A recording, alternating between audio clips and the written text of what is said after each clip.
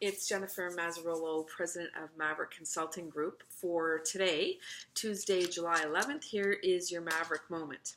Now, many of you think that the summer is slow for job search. I will correct that and tell you it depends.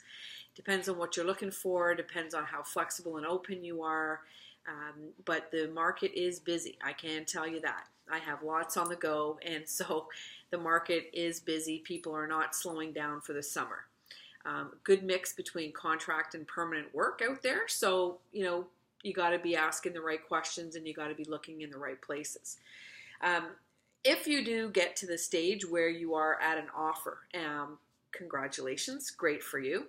Now, some advice for candidates who are potentially getting close to an offer.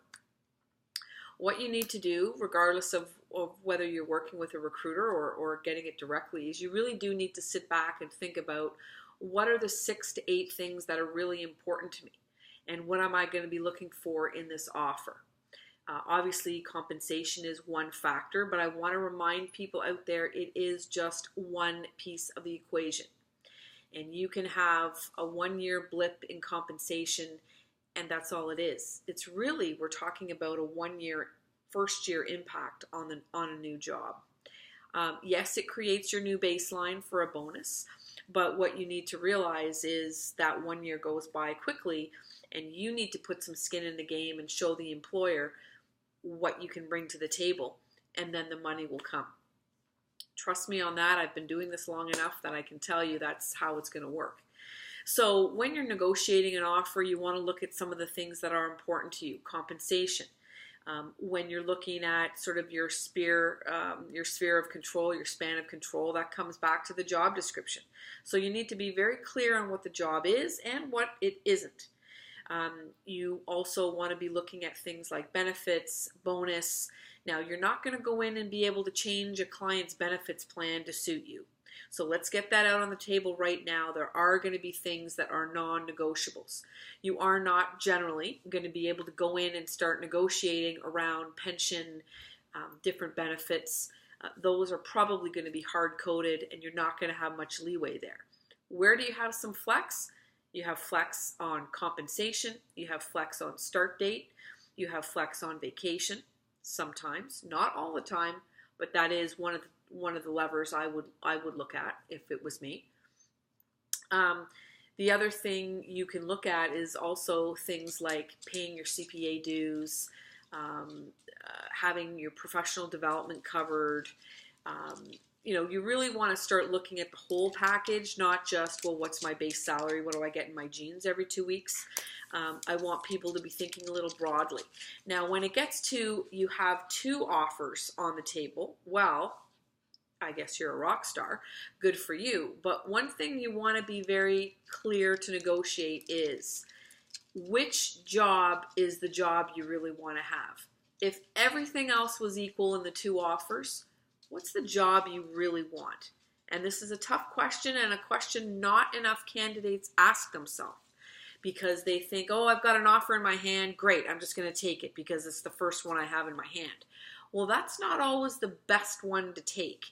So as a bit of a tip, and something I do want people thinking about more as a maverick than just your standard mediocre candidate, I do want you to think about things like, well, what's the job I really want if everything else was equal? You've got to take a look at the people you're going to be working with, the person you're going to be reporting to. You have to also look at what's your career trajectory. Are the chances of you making manager or director better in one organization than another, even if the base is less? There's lots of levers and lots of things you need to think about when you're looking at negotiating offers.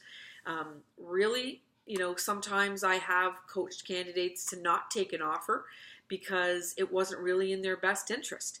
And depending on who you're working with and depending on your search strategy, that is something you do need to think about. But again, being a maverick, you do also need to think about the possibility that it may result in you passing on an offer and exploring something else, and that doesn't work out either, and you're left with no offers. So you do need to manage it, and you do need to consider those things carefully.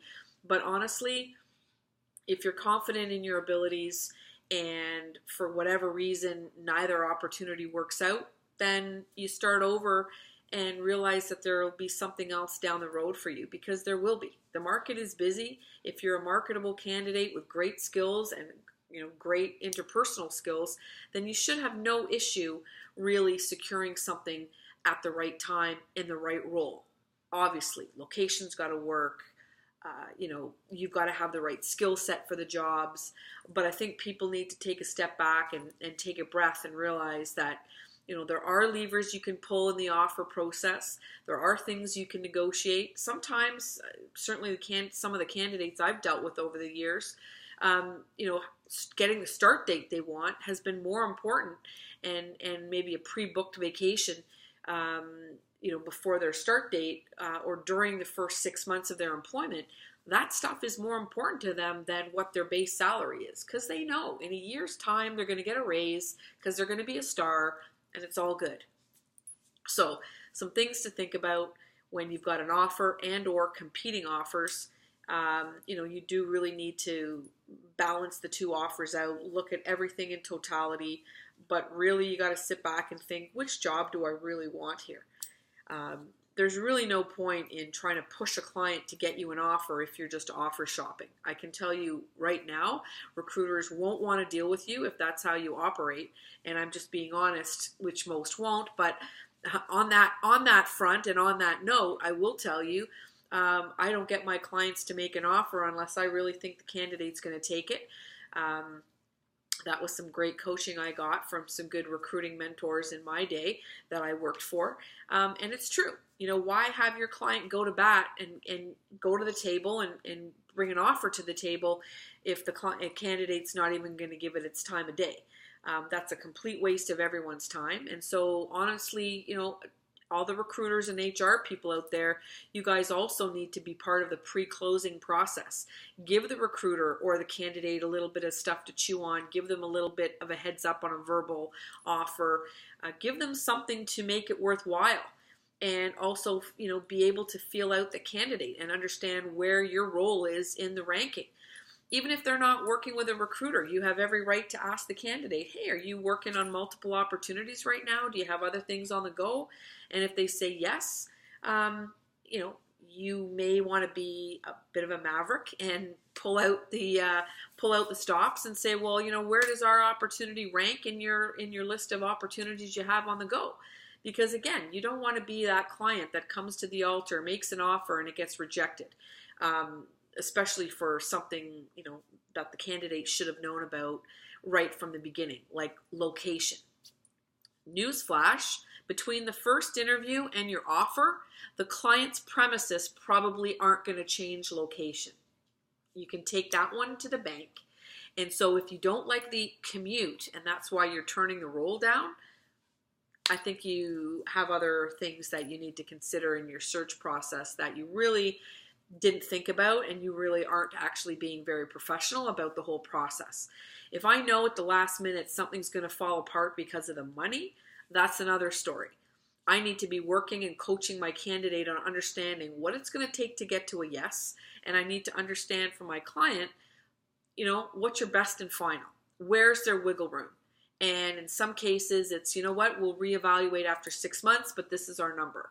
And you need to, it's a sales job, but it's also a job that draws a lot on negotiation skills. And if you're not a great negotiator, either, as a candidate or as a recruiter or an HR person, come to the Maverick and I can help you out with your negotiation skills. But that's it for today. Hope you have a great day and enjoy the week, and we'll talk to you next week.